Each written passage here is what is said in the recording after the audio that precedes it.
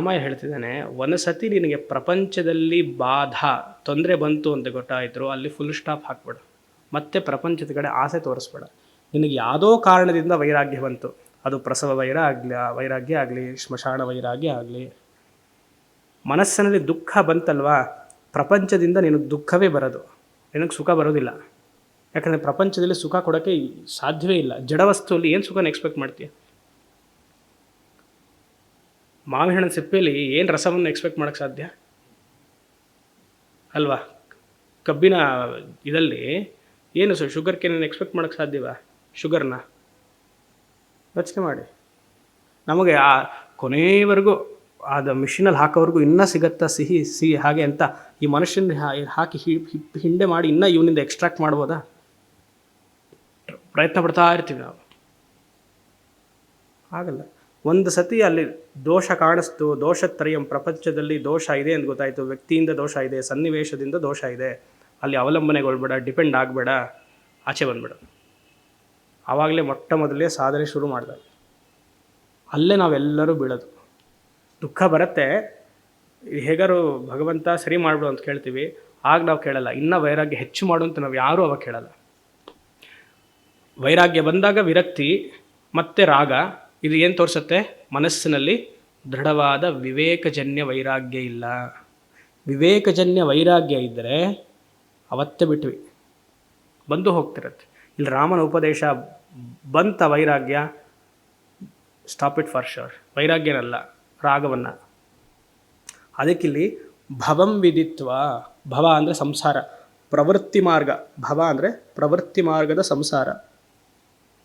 ಯೋಗಕ್ಷೇಮವನ್ನೆಲ್ಲ ಅಭ್ಯಾಸ ಮಾಡ್ತೀವಲ್ಲ, involved in ಯೋಗಕ್ಷೇಮ, ಅದು ಬೇಕು ಇದು ಬೇಕು ಮತ್ತೊಂದು ಇದೆಲ್ಲ ಎಲ್ಲ ಎಕ್ಸ್ಪ್ಲೇನ್ ಮಾಡಿದ್ದೀನಿ, ಮತ್ತೆ ಬೇಡ. ಅದು ಆಂಗ್ಸೈಟಿ ಅಂತ ಹೇಳಿದ್ನಲ್ಲ. ಭವಂ ವಿದಿತ್ವ ಯಾವಾಗದು? ಆದೌ ಚ ಮಧ್ಯೆ ಚ ತಥೈವ ಚ ಅಂತ. ಶುರುನಲ್ಲಿ ಆಂಗ್ಸೈಟಿ, ಶುರುನಲ್ಲಿ ನಿಜವಾಗ್ಲು ನಾರ್ಮಲ್ ಆಗುತ್ತಾ ಸಿಸೇರಿಯನ್ ಆಗುತ್ತಾ? ಭಯ ಅಲ್ವಾ? ಅದು 3 ಮಗು ಆಗಿರುತ್ತೆ, ಆದರೂ 4ನೇದಕ್ಕೂ ನಾರ್ಮಲ್ಲ ಸಿಸೇರಿಯನ್ನ? ಡಾಕ್ಟ್ರು ಒಂದು ನಾರ್ಮಲ್ ಹೇಳಿದ್ದಾರೆ, 2ನೇದು ಸಿಸೇರಿಯನ್ ಹೇಳಿದ್ದಾರೆ. ಇಲ್ಲ, 2ನೇದು ಸಿಸೇರಿಯನ್, 3ನೇದು ಅದೇ ಆಗಬೇಕು, ಇಲ್ಲ ನಾರ್ಮಲ್ ಆಗಲಿ, ಹೇಗೋ ಬರಬೇಕು ನಿರ್ಧಾರ ಆಗಿದೆ. ಚೆನ್ನಾಗಿ ಬರಲಿ ಅಂತ ಒಂದೇ ಪ್ರಾರ್ಥನೆ ಅಷ್ಟೇ, ಹೇಗಾದರೂ ಬರಲಿ ಅಲ್ವಾ? Live incident. ಒಬ್ಬರು ಗುಲ್ಬರ್ಗಲ್ಲಿದ್ದಾರೆ, ಯೋಗ ಟೀಚರ್. ನಾನು ಆಶ್ರಮದ ಭಕ್ತರು, ಬೇಡ ಇಲ್ಲ ರೆಕಾರ್ಡ್ ಆಗ್ತದೆ, ಆಮೇಲೆ ಹೇಳ್ತೀನಿ. ಅವ್ರು ಕೇಳಿಸ್ಕೊಂಡ್ರೆ ಆಮೇಲೆ ಬೇಜಾರು ಮಾಡ್ಕೊಳ್ತಾರೆ. ಸರಿ. ಆದೌ ಚ ಮಧ್ಯೆ ಚ ತಥೈವ ಚ ಅಂತ. ಯಾವಾಗಲೂ ಆ ಶೋಕ ಮೋಹ ದುಃಖ ಯಾವಾಗಲೂ ಇರುತ್ತೆ. ಇದರಿಂದ ಏನು ಕ್ರಿಯೇಟ್ ಮಾಡ್ತಿದೆ? ಶೋಕ ಭಯ ಕಾರಣಂ. ಅದರಿಂದ ಏನು ಮಾಡಬೇಕು? ಸಮಸ್ತ ವಿಧಿವಾದ ಚೋದಿತಂ ಹಿತ್ವ. ಚೋದಿತಂ ಅಂದರೆ ಪ್ರಿಸ್ಕ್ರಿಪ್ಷನ್, ವಿಧಿವಾದ ಅಂದರೆ ವೈದಿಕ ಮಾರ್ಗ, ವೈದಿಕ ಧರ್ಮ ಮಾರ್ಗ. ಹಿತ್ವ ಅಂದರೆ ನಿಗಿಸುವುದು, ತಳ್ಳಿ ಹಾಕುವುದು. ಏನನ್ನು ತಳ್ಳಿ ಹಾಕಬೇಕಂತೆ? ಕರ್ಮಕಾಂಡವನ್ನು ಆದಷ್ಟು ಕಮ್ಮಿ ಮಾಡ್ಕೊಳ್ಬೇಕಂತೆ. ಕರ್ಮಕಾಂಡ ನಿಮಗೆ ಹೆಚ್ಚು ಹೆಚ್ಚು ದುಃಖವನ್ನು ಕೊಡುತ್ತೆ. ಯಾಕೆ? ಒಂದು ಜೀವನದಲ್ಲಿ ಒಂದು ತೊಂದರೆ ಆದರೆ ಅದಕ್ಕೊಂದು ಪರಿಹಾರ, ಆ ಪರಿಹಾರವನ್ನು ಮಾಡಿಕೊಂಡ್ರೆ ಸಂತೋಷ, ಮತ್ತೊಂದು ವರ್ಷ ಆದಮೇಲೆ ಮತ್ತೆ ದುಃಖ, ಅದಕ್ಕೊಂದು ಪರಿಹಾರ. ಹೀಗೆ ಚಕ್ರದಲ್ಲಿ ಸಿಕ್ಕಾಕೊಂಡು ವಿಧಿವಾದ ಚೋದಿತಂ ಹಿತ್ವ. ಸಮಸ್ತ ಕರ್ಮಕಾಂಡ ನಿಮಗೇನು ಹೇಳ್ತಿದೆ? ಅರ್ಥಕಾಮವನ್ನೇ ಹೇಳಿಕೊಡ್ತಿದೆ ಅಲ್ವಾ? ವೇದಪೂರ್ವ ಭಾಗದ ಪೂರ್ತಿ ಏನು? ಅರ್ಥಕಾಮ. ಧರ್ಮವೂ ಇದೆ. ನಿಷ್ಕಾಮವಾಗಿ ಕರ್ಮ ಮಾಡಿದರೆ ಅದು ಧರ್ಮಕ್ಕೆ ಹೇತು, ಇಲ್ಲ ಅಂದರೆ ಎಲ್ಲ ಅರ್ಥಕಾಮಗಳು. ಅರ್ಥಕಾಮದಿಂದ ಸಂಸಾರ. ಅದನ್ನು ಹಿತ್ವ. ಲೌಕಿಕ ಕರ್ಮವನ್ನು ಆದಷ್ಟು ಕಮ್ಮಿ ಮಾಡ್ಕೊಳ್ಬೇಕು, ವೈದಿಕ ಕರ್ಮವನ್ನು ಕಮ್ಮಿ ಮಾಡಬೇಕು. ನೋಡಿ, ನಾ ಹೇಳ್ತಿಲ್ಲಪ್ಪ, ಓದ್ತಾ ಇದ್ದೀನಿ. ಸಮಸ್ತ ವಿಧಿ ವಾದ ಚೋದಿತಂ ಹಿತ್ವ. ನಿಮ್ಮ ಸ್ವರೂಪದಲ್ಲಿಂತರ ಎಲ್ಲವೂ ಕಮ್ಮಿ ಆಗಬೇಕು. ಅಂದರೆ ಪ್ರವೃತ್ತಿ ಮಾರ್ಗದಿಂದ ನಿವೃತ್ತಿ ಮಾರ್ಗದ ಕಡೆ ಬನ್ನಿ. ಪ್ರವೃತ್ತಿ ಮಾರ್ಗವನ್ನು ಕಮ್ಮಿ ಮಾಡಿಕೊಳ್ಳಿ ಸಾಕು. ಎಷ್ಟು ಜನ ಸಂಕಲ್ಪ ಮಾಡಿದ್ರಿ ಇವತ್ತು ರಾಮ ಹೋಮಕ್ಕೆ, ರಾಮತಾರ ಹೋಮಕ್ಕೆ ಎಷ್ಟು ಜನ ಸಂಕಲ್ಪ ಮಾಡಿದ್ರಿ? ಅದಕ್ಕೆ ನಾ ಅವ್ರಿಗೆ ಹೇಳಿದ್ದು, ಬಂದು ನಾ ಮುಂಚೆನೇ ಕೂರ್ತೀನಿ ಹಾಗೆ ಅಂತ. ಯೂಶ್ವಲಿ ನಾವೆಲ್ಲ ಪೂರ್ಣಾಹುತಿ ಟೈಮಿಗೆ ಬಂದು ನಮಸ್ಕಾರ ಮಾಡಿ ಬಂದುಬಿಡ್ತೀವಿ ಅಲ್ವಾ. ಇರಲಿ, ಅಷ್ಟು ಸಾಕು, ಗೊತ್ತಾಗುತ್ತೆ ನಾನೇನು ಹೇಳಕ್ಕೆ ಬಂದೆ ಅಂತ. ಅಖಿಲಮಾತ್ಮಾನಂ ಸ್ವಾತ್ಮಾನಂ ಭಜೇತ್. ಅಖಿಲಮಾತ್ಮನ, ಪ್ರತಿಯೊಂದು ಜೀವರಾಶಿಗಳಲ್ಲಿ ಇರುವಂತಹ ಆತ್ಮವು ನನ್ನ ಆತ್ಮವೇ ಆಗಿದೆ. ಸ್ವಾತ್ಮಾನಂ ಭಜೇತ್. May you enjoy the jeevan mukti status. Ishwara ಸರ್ವಭೂತಾನಾಂ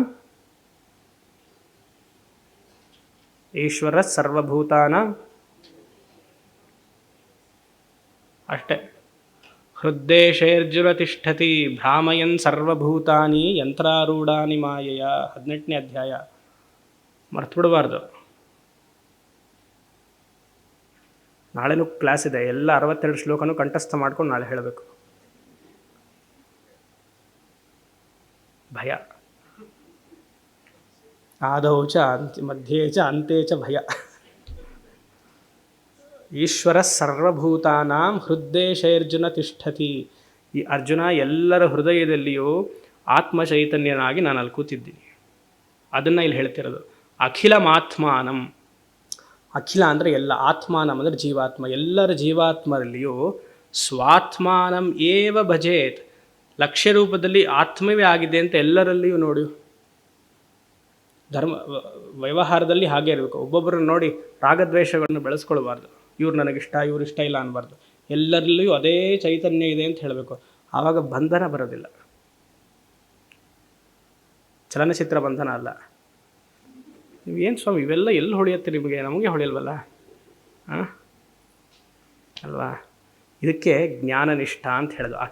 ಅಖಿಲಮಾತ್ಮಾನಂ ಸ್ವಾತ್ಮಾನಂ ಭಜೇತ್. ಮುಂದೆ ಆತ್ಮನ್ಯಭೇದೇನ ವಿಭಾವಯನ್ನಿದಂ ಭವತ್ಯಭೇದೇನ ಮಯಾತ್ಮನಾ ತದಾ ಯಥಾ ಜಲಂ ವಾರಿಧೌ ಯಥಾಪಯಃ ಯಥಾ ಜಲಂ ವಾರಿನಿಧೌ ಯಥಾಪಯಃ ಕ್ಷೀರೇ ವ್ಯದ್ಯೋಮ್ನಿ ನಿಲೇ ಯಥಾನಿಲಃ. ಸರಳವಾದ ಶ್ಲೋಕ, ಉದಾಹರಣೆಯ ಮೂಲಕ ಕೊಡ್ತಿದ್ದಾರೆ. 4 ಉದಾಹರಣೆ ಬರ್ತಿದೆ ಇದರಲ್ಲಿ. ಇದಂ ವಿಭಾವಯನ್. ಇದಂ ಆತ್ಮನಿ ಅಭೇದೇನ ವಿಭಾವಯನ್. ಅದೇ ಮೈನ್ ಸೆಂಟೆನ್ಸ್. ಇದಂ, ಯಾವುದು ಇದಂ ಅಂದರೆ ಇದಂ ಆತ್ಮನಿ, ನನ್ನಲ್ಲಿ ಅಭೇದೇನ, ಜೀವಾತ್ಮ ಪರಮಾತ್ಮ ಬೇರೆ ಅಲ್ಲುವಂತಹ ಜ್ಞಾನವನ್ನು ಆತ್ಮನಲ್ಲಿ ವಿಭಾವಯನ್, ಧಾರಣೆಯನ್ನು ಮಾಡ್ಕೋ. ಅವಧಾರಣಾರ್ಥಂ, ಅದನ್ನು ಹೇಳ್ತಾ ಇರೋದು ಆ ವೃತ್ತಿ ನಿನ್ನ ಮನಸ್ಸಿನಲ್ಲೇ ಬರಲಿ. ಅಂದರೆ ನಾವು ನಿಧಿಧ್ಯಾಸನ್ ಕುರ್ವನ್, ನಿಧಿಧ್ಯಾಸನವನ್ನು ಮಾಡು. ಆ ರೀತಿಯಾಗಿ ಮಾಡ್ತಾ ಬಂದರೆ ತದಾ ಏನಾಗುತ್ತೆ, ಆತ್ಮನಿ ಮಯ ಅಭೇದೇನ ಭವತಿ. ಜೀವಾತ್ಮನು ಪರಮಾತ್ಮನ ಆಗಿಬಿಟ್ಟಿದ್ದಾನೆ. ಒಂದು ದಿವಸ ಜೀವಾತ್ಮನು ಇನ್ನೊಂದು ದಿವಸ ಪರಮಾತ್ಮ ಆಗಿಬಿಟ್ಟಿದ್ದಾನೆ ಅಂತಲ್ಲ. ಇಲ್ಲಿವರೆಗೂ ಆ ಭೇದ ಇತ್ತು, ಡ್ಯುಯಾಲಿಟಿ ಇತ್ತು. ಧ್ಯಾನ ಬಂದಮೇಲೆ ಅದು ಹೊಟ್ಟೋಯ್ತು ಅಂತ. ಜೀವಾತ್ಮ ಒಂದೊಂದೇ ದೊಡ್ಡದಾಗಿ ಪರಮಾತ್ಮನಲ್ಲಿ ಸೇರೋದು ಅದೆಲ್ಲ ಇಲ್ಲ. ಆ ಥರ ಎಲ್ಲ ಮೂವಿಯೆಲ್ಲ ಯೋಚನೆ ಮಾಡಬೇಡಿ, ಅಥವಾ ಈ ಪುಸ್ತಕಗಳನ್ನೆಲ್ಲ ಓದಬೇಡಿ. ಸಂಪ್ರದಾಯ ಪುಸ್ತಕವನ್ನೆಲ್ಲ ಓದಿ jivatma was today he underwent lot of sadhanas and one day finally he merged with the total Brahman. ಆಯಿತಾ? ಅದೆಲ್ಲ ಆಗಲ್ಲ. ಯಾವತ್ತೂ ಓಕೆ, ಒಂದು ಮಡಕೆ, ಎಲ್ಲ ಆಕಾಶ, ಇಲ್ಲಿ ಆಕಾಶ ಸ್ಪೇಸ್ ಇದೆ, ಒಂದು ಮಡಕೆ ಇದೆ. ಮಡಕೆ ಇವತ್ತು ಹೊರಡಿದ್ರಿ, ಮಡಕೆ ಹೊಡೆದೋಯ್ತು. ಏನಾಯಿತು? ಮಡಕೆಯಲ್ಲಿರುವಂತಹ ಆಕಾಶ ಮಹಾ ಆಕಾಶಕ್ಕೆ ಸೇರಿತು. ಯಾವತ್ತು? ಹೊಡೆದ ಮೇಲೆ, ಹೊಡೆಯೋಕ್ಕಿಂತ ಮುಂಚೆನಾ? ಅಲ್ವಾ? ಹೊಡೆಯೋಕ್ಕಿಂತ ಮುಂಚೆನೇ ಇತ್ತಲ್ವ? ಆಕಾಶದಲ್ಲಿ ಮಡಕೆ ಇತ್ತಾ? ಮಡಕೆಯಲ್ಲಿ ಆಕಾಶವಿದೆಯಾ? ಮತ್ತು ಅದ್ವೈತ ಒಂದು ದಿವಸ ಬರುವಂಥದ್ದ, ಯಾವಾಗಲೂ ಇರುವಂಥದ್ದ? ಹಾಂ. ಮತ್ತು ನಾವೇನು ಮಾಡ್ತಿದ್ದೀವಿ ಇವಾಗ? ದೇವರನ್ನು ಸೇರಿದ್ರು ಅವರು. ಯಾವ ದೇವರನ್ನು ಸೇರೋಕ್ಕೆ ಸಾಧ್ಯ ಅಲ್ವಾ? ಶಂಕರರು ಈ ತತ್ವವನ್ನು ತಾನೇ ಹೇಳಿದ್ದು. ನಾವೇನು ಮಾಡ್ತಿದ್ದೀವಿ? ತಪ್ಪು ತಿಳುವಳಿಕೆ. May his soul rest in peace. ನಾವು ಬಿಟ್ವಾ ಫಸ್ಟ್ ಆಫ್ ಆಲ್ ರೆಸ್ಟ್ ಆಗಿರೋಕ್ಕೆ ಅವ್ರನ್ನ? ಹಾಂ, ಹಿಡಿದು ಹಿಪ್ಪೆಕಾಯಿ ಮಾಡಿ ಹಾಕ್ಬಿಟ್ಟಿದ್ವಿ ಪೂರ್ತಿ. May his soul rest in peace. ಕೊನೆಗಾದರೂ ನನ್ನಿಂದ ಬಚಾವಾದ್ಯಲ್ಲ ಅಂತ ಅದು ಅಲ್ವಾ. ಸೋಲ್ ಅನ್ನುವಂತಹ ಪದ ಸಂಸ್ಕೃತದಲ್ಲಿ ಟ್ರಾನ್ಸ್ಲೇಟ್ ಮಾಡೋಕ್ಕಾಗಲ್ಲ. ಜೀವಾತ್ಮಕ್ಕೆ ನೀವು ಸೋಲ್ ಅಂತ ಕರೆದರೆ ಸರಿ ಬರುತ್ತಾ? ಪರಮಾತ್ಮಕ್ಕೆ ಸೋಲ್ ಅನ್ನೋದಕ್ಕೆ ಸಾಧ್ಯನಾ? ಅದು ಇಂಗ್ಲೀಷಲ್ಲೂ ಸ್ಪೆಲ್ಲಿಂಗ್ ಕರೆಕ್ಟಾಗಿ ಹಾಕಬೇಕು. SOUL ಹಾಕಬೇಕು. SOLE ಹಾಕಿದ್ರೆ ಒಂಥರ ಆಗುತ್ತೆ. ಆಯಿತಾ? ಕೆಲವು ಸಂಸ್ಕೃತ ಪದಗಳನ್ನು ಆಂಗ್ಲ ಭಾಷೆಯಲ್ಲಿ ಟ್ರಾನ್ಸ್ಲೇಟ್ ಮಾಡೋಕ್ಕೆ ಸಾಧ್ಯವೇ ಇಲ್ಲ. ಜೀವಾತ್ಮ ಜೀವಾತ್ಮನೇ, ಪರಮಾತ್ಮ ಪರಮಾತ್ಮನೇ. ಪುಣ್ಯವನ್ನು ನೀವು ಮೆರಿಟ್ ಅಂತ ಕರೆದ್ರೆ ಏನು ರ್ಯಾಂಕ್ ತೊಗೊಳ್ತಾ ಅದು? ಮೆರಿಟಲ್ಲಿ ಪಾಸ್ ಆಯಿತು. ಪುಣ್ಯ ಮೆರಿಟಲ್ಲಿ ಪಾಸ್ ಆಯಿತು. ಅದು merit, demerit, sin is a very bad translation. ಪಾಪ ಹಾಗೂ ಸಿನ್ಗೂ ಎಷ್ಟು ಅದೇ ಪಾಪವನ್ನು ಸಿನ್ ಅನ್ನೋದೇ ಮಹಾಪಾಪ. ಯು ಕೆನಾಟ್ ಟ್ರಾನ್ಸ್ಲೇಟ್ ಪಾಪ ಆ್ಯಸ್ ಸಿನ್. ಪಾಪ ಅನ್ನುವಂತಹ ಶಬ್ದ ಸಿನ್ ಕೊಡುತ್ತಾ ನಿಮಗೆ? Is it equivalent? ಯೋಚನೆ ಮಾಡಿದ್ದೀರಾ? ಹಾಗೆ ಜೀವಾತ್ಮನು ಪರಮಾತ್ಮ ಆದ ಅಂತಿಲ್ಲ. ಅವನು ಸದಾ ಜೀವಾತ್ಮ ಪರಮಾತ್ಮನಾಗಿಯೇ ಇದ್ದಾನೆ. ಅದರಿಂದಲೇ ಶಂಕರಾಚಾರ್ಯರು ಹೇಳಿರೋದು ಜೀವೋ ಬ್ರಹ್ಮೈವ ನಾಪರ. ನಮಗದು ಗೊತ್ತಿಲ್ಲ, ಅಜ್ಞಾನವಶಾತ್ ಗೊತ್ತಿಲ್ಲ. ಗೊತ್ತಾಗೋಯ್ತು, ಇನ್ಮೇಲೆ ಹೇಳಬಾರ್ದು. ಇವತ್ತು ಗೊತ್ತಾಗೋಯ್ತಲ್ಲ ಅಷ್ಟೆ. ಅವ್ರು ಜ್ಞಾನ ಗೊತ್ತಾದ ಮೇಲೆ ವ್ಯವಹಾರದಲ್ಲಿ ಅವ್ರು ಹೊರಟರು. ಶರೀರ ಬಿತ್ತು ಬೆಸ್ಟ್, ಪ್ರಾಣ ಹೋಯಿತು ಬೆಸ್ಟ್. ಒಂದು ದಿವಸ ಆಗುವಂಥದ್ದಲ್ಲ. ಈ ಮರ್ಜರ್, ಜೀವಾತ್ಮ ಮರ್ಜ್ಡ್ ಇಂಟು ಪರಮಾತ್ಮ, ಅದೇನು ಎರಡು ಕಂಪ್ನಿನ ಅಮಾಲ್ಗಮೇಷನ್ನ ಮರ್ಜರ್ ಆಗೋಕ್ಕೆ 60% ಶೇರ್ಸ್ ಇಲ್ಲಿತ್ತು, 40% ಇತ್ತು, ಮರ್ಜ್ ಆಗೋಯ್ತು ಅನ್ನೋದು. ಇವಾಗ ಏರ್ ಇಂಡಿಯಾ ಎಲ್ಲ ತೊಗೊಳ್ತಿದ್ದಾರೆ, ಎಲ್ಲ ಇದನ್ನು ಮರ್ಜ್ ಆಯಿತು ಅಂತ. ಅದಲ್ಲ. ಯಾವುದಕ್ಕೆ ಇಂಗ್ಲೀಷಲ್ಲಿ ಮರ್ಜರ್ ಅಂತ ಉಪಯೋಗಿಸ್ತೀವಿ? To know that there is no differentiation. The individual soul got merge to supreme soul. ಅಂದರೆ that merger is a notion thing. Notion ಅಂದರೆ ಏನು? ತಪ್ಪಿತು ತಿಳುವಳಿಕೆ. ಆ ದ್ವೈತ ಭಾವವನ್ನು ತೆಗೆಯೋದಕ್ಕೆ ಮರ್ಜರ್ ಅನ್ನುವಂತಹ ಪದವನ್ನು ಉಪಯೋಗಿಸ್ತಾ ಇದ್ದೀವಿ ಅಲ್ವಾ? ಯಾವತ್ತೂ ಅದು ಟ್ರಾನ್ಸಾಕ್ಷನ್, ಅದು ವ್ಯವಹಾರ ಆಗೋಕ್ಕೆ ಸಾಧ್ಯವಿಲ್ಲ ಅದ್ವೈತ ಸಿದ್ಧಾಂತದ ಪ್ರಕಾರ. ದ್ವೈತ ಸಿದ್ಧಾಂತದಲ್ಲಿದೆ ಜೀವಾತ್ಮ ನಿಧಾನಕ್ಕೆ ಮೇಲೆ ಹೋಗುತ್ತೆ, ಹೋಗಿ ವೈಕುಂಠಕ್ಕೆ ಸೇರುತ್ತೆ. ಪಾಪ ನಂಬಿಕೆ ಇದೆ ಅವ್ರಿಗೆ, ಇರಬೇಕು. ಸರಿ. ತದಾ ಆತ್ಮನಿ ಮಯ ಅಭೇದೇನ ಭವತಿ. ಆ ಜೀವಾತ್ಮ ಅನ್ನುವಂತಹ ನೋಷನ್, ಆ ಭಾವವನ್ನೇ ಮರೆಯುವುದೇ ಆತ್ಮದ ಪರಮಾತ್ಮದ ಸ್ಥಿತಿ. ಅದಕ್ಕೆ 4 ಉದಾಹರಣೆಯನ್ನು ಕೊಡ್ತಾರೆ. ಜಲಂ ವಾರಿಧೌ ಅಭೇದೇನ ಭವತಿ. ಆ 4 ಉದಾಹರಣೆಗೂ ಅಭೇದೇನ ಭವತಿ ಅಂತ ಹಾಕ್ಕೊಳ್ಬೇಕು. ಜಲಂ ನೀರು, ಮಡಕೆಯಲ್ಲಿರುವಂತಹ ನೀರು. ವಾರಿ ನಿಧೌ ಸಮುದ್ರ. ಒಂದು ಮಡಕೆಯಲ್ಲಿ ನೀರನ್ನು ತುಂಬಿಸಿರ್ತೀರ. ಕನ್ಯಾಕುಮಾರಿನ ತಗೊಳ್ಳೋಣ, ಯಾಕಂದ್ರೆ ಅಲ್ಲಿ ಹೋಗಿದ್ದಾರಲ್ಲ. ಮಧ್ಯದಲ್ಲಿ ಕನ್ಯಾಕುಮಾರಿ ಮಧ್ಯದಲ್ಲಿ ಹೋಗ್ತೀರಾ ಶಿಪ್ ತೊಗೊಂಡು, ಒಂದು ಮಡಕೆಯನ್ನು ನೀರನ್ನು ಮಧ್ಯದಲ್ಲಿ ಇಡ್ತೀರ, ಮುಳುಗಿಸಿಡ್ತೀರ. ಈಗ ಆ ಮಡಕೆಯಲ್ಲಿರುವಂತಹ ನೀರು ಅಭೇದೇನ ಭವತಿ ಯಾವತ್ತಾಯಿತು? ಅದು ಯಾವಾಗಾಯಿತು? ಮಡಕೆಯಲ್ಲಿರುವಂತಹ ನೀರನ್ನು ಸಮುದ್ರ ಮಧ್ಯದಲ್ಲಿ ಮುಳುಗಿಸಿದ್ರೆ ಅದು ಯಾವಾಗ ಅಭೇದ ಆಯಿತು? ಮಡಕೆ ಹೊಡಿಯೋದು ಬೇಡ ಅಂದರೆ ಯಾವಾಗಲೂ ಇತ್ತು ಅಂತ ಅರ್ಥ. ಉದಾಹರಣೆಗೆ ಅಲ್ಲಿ ತೋರಿಸ್ತಾ ಇದ್ದಾರೆ, ಇವಾಗ ಹೋಯಿತು ಅಂತ. ಮಡಕೆ ಹೊಡೆಯೋ ಅವಶ್ಯಕತೆಯೇ ಇಲ್ಲ. ಮಡಕೆ ಜೊತೆಗೆ ನೀರಿತ್ತು, ಸಮುದ್ರದಲ್ಲಿ ತಗೊಂಡು ಮಧ್ಯದಲ್ಲಿ ಅದನ್ನು ಮುಳುಗಿಸಿದ್ರು. ಮಡಕೆಯಲ್ಲಿರುವಂತಹ ನೀರು ಸಮುದ್ರದಲ್ಲಿರುವಂತಹ ನೀರು ಯಾವಾಗ ಒಂದಾಯಿತು? ಯಾವಾಗಲೂ ಇತ್ತು. ಒಡೆದಾಗ ಉಪಾಧಿ ಹೋಯಿತು. ನಮ್ಮ ಆನ್ಲುಕರ್ಸ್ಗೆ, ಸಾಧಕರ ಗುರುಗಳ ಶಿಷ್ಯರಿಗೆ ಹೋಯ್ತಪ್ಪ. ಯಾವಾಗಲೂ ಅದ್ವೈತ ಭಾವವೇ ಇತ್ತು. ಯಥಾ ಪಯಃ ಕ್ಷೀರ ಸಮುದ್ರೇಣ ಅಭೇನ ಭವತಿ. ಕ್ಷೀರ ಸಮುದ್ರ ಅಂದರೆ ಮಿಲ್ಕಿ ಓಷನ್. ಪಯಃ ಅಂದರೆ ಹಾಲು. ಒಂದು ಮಡಕೆಯಲ್ಲಿರುವಂಥ ಹಾಲನ್ನು ಮತ್ತೆ ಇದೇ ಉದಾಹರಣೆಯನ್ನು ತೊಗೊಂಡೋಗಲ್ಲಿ ಮುಳುಗಿಸಿದ್ರೆ ಯಾವಾಗಲೂ ಅದೇ ತಾನೇ ಇರೋದು. ಯಥಾ ವಿಯದ್ ವ್ಯೋಮ್ನಿ ಅಭೇದೇನ ಭವತಿ. ಮಡಕೆಯಲ್ಲಿ ವಿಯದ್ ಒಂದು ಆಕಾಶ ಇತ್ತು, ಮಡಕೆ ಹೋಯಿತು, ಎಲ್ಲದಲ್ಲಿಯೂ ಘಟಾಕಾಶ ಮಹಾಕಾಶ ಆಯಿತು. ಅದೇ ಉದಾಹರಣೆ. ಮತ್ತು ಮಡಕೆ ಯತ್ ಅನಿಲಃ ಅನಿಲಃ ಅಭೇದೇನ ಭವತಿ, ಅನಿಲೇ ಅನಿಲಃ ಅಭೇದೇನ ಭವತಿ. ಮಡಕೆಯಲ್ಲಿ ಗಾಳಿ ಇತ್ತು, ಮಹತ್ ಗಾಳಿಯಲ್ಲಿ ಸೇರಿತು. ಯಾವತ್ತು? ಯಾವಾಗಲೂ ನಮಗೆ ಆಗ ಉಪಾಧಿ ಇರೋದರಿಂದ ಬೇರೆ ಬೇರೆ ಅಂತ ಕಾಣಿಸ್ತಾ ಇದೆ ಅಷ್ಟೆ. ಮುಂದೆ ಇತ್ತಂ ಯದಿ ಕ್ಷೇತ ಹಿ ಲೋಕ ಸಂಸ್ಥಿತಃ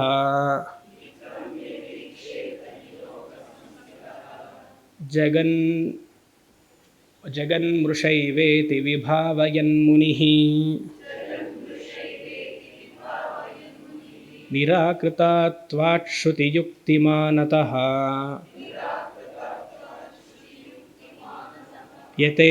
ಯಥೇಂದುಭೇದೋ ದಿಶಿ ದಿಗ್ಭ್ರಮಾದಯಃ. ಇಲ್ಲಿಗೆ ಜೀವನ್ಮುಕ್ತದ ಫಲ. ಜೀವನ್ಮುಕ್ತದ ಫಲ ಅಂದರೆ ನಿಧಿಧ್ಯಾಸನದ ಫಲ ಮುಕ್ತಾಯ ಆಗುತ್ತೆ. ವಿಭಾವಯನ್ ಮುನಿಹಿ. ಮುನಿಹಿ ಅಂದರೆ ಸಾಧಕ, ವಿದ್ಯಾರ್ಥಿ, ಹಲವಾರು ವರ್ಷಗಳ ಕಾಲ ಶ್ರವಣ ಮನನ ನಿಧಿಧ್ಯಾಸನ ಮಾಡಿರುವಂತಹ ಮುನಿ. ವಿಭಾವಯನ್ ಮುನಿಹಿ ಲೋಕ ಸಂಸ್ಥಿತ ಸ್ಯಾತ್. ಸ್ಯಾತ್ ಅಂತ ಸೇರಿಸ್ಕೊಳ್ಬೇಕು. ಲೋಕ ಸಂಸ್ಥಿತ ಅಂದರೆ ಈ ಜಗತ್ತಿನಲ್ಲಿ ಈ ಸಾಧಕನು ಹಲವಾರು ವರ್ಷಗಳ ಕಾಲ ತಪಸ್ಸನ್ನು ಅಂದರೆ ಶ್ರವಣ ಮನನ ನಿಧಿಧ್ಯಾಸನವನ್ನು ಮಾಡಿ ಯಾವ ಇದಕ್ಕೆ ನಿರ್ಧಾರಕ್ಕೆ ಬಂದಿದ್ದಾರೆ? ಇತ್ತಂ ಯದಿ ಈ ಕ್ಷೇತ, ಯಾವಾಗ ಆ ಅದ್ವೈತದ ಜ್ಞಾನ ಈತನಿಗೆ ಬಂತೋ, ಜಗನ್ಮೃಷ ಏವ ಭವತಿ. ಮೃಷ ಅಂದರೆ ನಶಿಸಿ ಹೋಗುವಂಥದ್ದು. ಜಗತ್, ಆ ಜ್ಞಾನಿಗೆ ಜಗತ್ತು ಇಲ್ಲಿವರೆಗೂ ಸತ್ಯ ಅಂತ ಕಾಣುತ್ತಲ್ವ, ಮೃಷ ಏವ ಭವತಿ. ಅವನ ದೃಷ್ಟಿಯಲ್ಲಿ ದ್ವೈತ ಸ್ಥಿತಿಯೇ ಇಲ್ಲ, ಅದ್ವೈತ ಸ್ಥಿತಿಯೇ ಇರೋದು. ದ್ವೈತ ಅಲ್ಲ, ಏನಾಯಿತು? ನಾಮರೂಪದಲ್ಲಿ ಲೀನವಾಗೋಯಿತು. The entire world got reduced into name and form. Swami ಪರಮಾರ್ಥರು ಅಂತ ಹೇಳ್ತಾರೆ, the entire world is nothing but a word. ಎಲ್ಲ ಜಗತ್ತು ಅವ್ರು ಇಂಗ್ಲೀಷಲ್ಲಿ ಹೇಳೋದು, ಇಂಗ್ಲೀಷಲ್ಲಿ ಹೇಳೋದು, entire world is nothing but word. Remove the letter L from the world. ಅಷ್ಟೇ ಇರೋದು ಜಗತ್ತಲ್ಲಿ. ಜಗನ್ಮೃಷ ಏವ ಭವತಿ, ಎಲ್ಲ ನಾಮರೂಪದಲ್ಲಿ ಲೀನವಾಯಿತು. ಆವಾಗ ಇವನಿಗೆ ನಾನು ಇವ್ರನ್ನ ಕಾಪಾಡ್ತಿದ್ದೀನಿ, ಅವ್ರು ನನ್ನ ಕಾಪಾಡ್ತಿದ್ದಾರೆ, ನಾನಿದ್ರೇ ಆಗೋದು, ಮುಂದೆ ಏನು ಗತಿ ಇವ್ರಿಗೆಲ್ಲ? ಯಾರಿಗೆ? ನನ್ನ ಮಕ್ಕಳಿಗೆ ಏನು ಗತಿ? ನಾ ಹೋಗ್ಬಿಟ್ರೆ ಏನು ಗತಿ? ಏನು ಆರಾಮಾಗಿರ್ತಾರೆ. ನೀವು ಅಂದ್ಕೊಂಡಿದ್ದೀರ ಅಷ್ಟೇ, ನಾನು ಇರೋದಿದ್ದರೆ ಮಕ್ಕಳು ಚೈನೋ ಪಾಪ ಅಂತ ಏನು ಆರಾಮಾಗಿರ್ತಾರೆ. ಅದಕ್ಕೆ ಒಂದು ಉದಾಹರಣೆ ಹೇಳ್ಕೊಡ್ತಾರೆ. ಹಲ್ಲಿ ಈ ಗೋಡೆ ಮೇಲೆಲ್ಲ ಇರುತ್ತೆ, ರೂಫಲ್ಲೆಲ್ಲ. ಹಲ್ಲಿಗೆ ಪಾಪ ಏನಂತ ಅನಿಸಿಕೆ ಅಂದರೆ, ಈ ಗೋಡೆಯನ್ನು ನಾನು ಧರಿಸಿದ್ದೀನಿ ಅಂತ. ಆಯಿತಾ? I am carrying this entire roof ಅಂತ ಹಲ್ಲಿಗೆ. ನಮ್ಮದೆಲ್ಲ ಹಲ್ಲಿ ಇಂಟಲೆಕ್ಟ್ ಅಷ್ಟೇ. ಸಂಸಾರವನ್ನು ನಾನು ಧರಿಸಿದ್ದೀನಿ, ಪಾಪ ಏನು ಮಾಡೋದು, ಇವಳಿಗೆ ಆಗಲಿಲ್ವಲ್ಲ ಮದುವೆ ಇನ್ನು. ಹೀಗೆ ಹಲ್ಲಿ ಬುದ್ಧಿ ನಮ್ಮದಲ್ಲ ಅಷ್ಟೇ. ಸಂತೋಷವಾಗಿ ಎಲ್ಲರೂ ಆರಾಮಾಗಿರ್ತಾರೆ, ಅವರು ಪ್ರಾರಬ್ಧವಶಾತ್. ನೀವು ಭಯ ನಿಮಗೆ, ಯಾಕಂದರೆ ನಿಮ್ಮನ್ನು ಮರ್ಯಾದೆ ಕೊಟ್ಟು ಇಟ್ಬಿಟ್ಟಿದ್ದಾರಲ್ವ. ನಿಮ್ಗೆ ಯಾರು ಬೇಕು, ಸಂಬಂಧ ಬೇಕು, ಅದಕ್ಕೋಸ್ಕರ. ಇಲ್ಲ ಅಂದರೆ ನೀವು 24 ಗಂಟೆ ಹೋಗಲ್ಲ ನಿಮಗೆ. ಚೆನ್ನಾಗಿದ್ರು ಕರೆದು, ಚೆನ್ನಾಗಿದೆಯಾ ನೀನು? ಯಾಕೆ ಚೆನ್ನಾಗಿದೆಯಾ? ಇಷ್ಟೊಂದು ಸಂತೋಷವಾಗಿ ಹೇಗಿರೋಕ್ಕೆ ಸಾಧ್ಯ ನಿನಗೆ? ದುಃಖವಾಗಿದ್ದರೆ ಅದೊಂದು ಟೀಮೇ ಇದೆ, ಒಂದು ಟೀಮೇ ಇದೆ. ನಿಮಗೆ ಯಾರು ಸಂಬಂಧಿಕರು ಹೋಗ್ಬಿಟ್ರೆ ನಿಮ್ಗೆ ಅಳು ಬರಲಿಲ್ಲ ಅಂದರೆ ಒಂದು ಟೀಮೇ ಇದೆ, ಅವ್ರು ಬಂದು ಸುಮ್ಮನೆ ಅಳ್ತಾನೆ ಇರ್ತಾರೆ ಅಲ್ವಾ? ಹಾಗೆ ನಮ್ಮ ಮನಸ್ಸು ಹಾಗೆ, ಎಲ್ಲರೂ ಸಂತೋಷವಾಗಿರ್ತಾರೆ. ಕರ್ಮದಿಂದ ಬರುತ್ತೆ, ಕರ್ಮದಿಂದ ಹೋಗುತ್ತೆ. ಹಲ್ಲಿ ಬುದ್ಧಿಯನ್ನು ತೆಗಿಬೇಕು ಅಷ್ಟೆ. ಜಗನ್ಮೃಷ ಏವ ಭವತಿ. ಎಲ್ಲರೂ ಭಗವಂತನ ಆಶ್ರಯ ಅಷ್ಟೆ. ಈ ಜ್ಞಾನ ಅವನಿಗೆ ಹೇಗೆ ಬಂತು? ನಿರಾಕೃತತ್ವ ಶ್ರುತಿ ಯುಕ್ತಿಮಾನತಃ. ಮಾನತಃ ಅಂದರೆ ಪ್ರಮಾಣ, the reasoning, the knowing power. ಹೇಗೆ ನೋಡಿಕೊಂಡು ಈ ಸ್ಥಾನಕ್ಕೆ ಬಂದ, ಈ ಅದ್ವೈತ ಸ್ಥಿತಿಗೆ ಬಂದ? ಶ್ರುತಿ ಅಂದರೆ ಶ್ರವಣ, ಸ್ಕ್ರಿಪ್ಚರ್ಸನ್ನು ಅಧ್ಯಯನ ಮಾಡಿ, ಶಾಸ್ತ್ರವನ್ನು ಅಧ್ಯಯನ ಗುರುಮುಖೇನ ಮಾಡಿ ಹೇಳಬೇಕು. I will not read the scriptures, I will read by my own. ಯಾರ ಗುರುನೂ ಆಶ್ರಯ ಮಾಡಲ್ಲ, ನಾನೇ ಓದ್ತೀನಿ. ಓದಪ್ಪ, ಮಹಾತ್ಮ ನೀನು ಓದು.